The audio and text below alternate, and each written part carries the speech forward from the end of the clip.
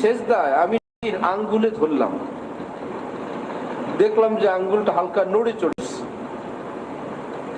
নামাজ শেষ, নবীজি আমাকে বললেন, আয়েশা তুমি কি ভাবছিলে? হযরত আম্মি জান আয়েশা রাদিয়াল্লাহু আনহা বলেন, আমি তো ভাবছিলাম আপনি দুনিয়া থেকে বিদায় হয়ে চলে গেছেন।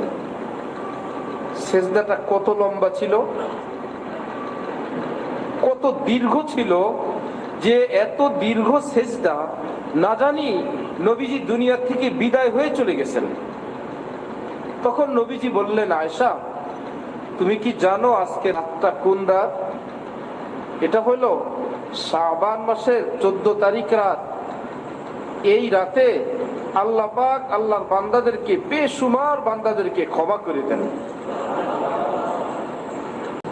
অসংখ্য বান্দাদেরকে আল্লাহ পাক জাহান্নামের কাতারে ছিল, জাহান্নামী ছিল, আল্লাহ পাক সেখান থেকে নাম পাল্টে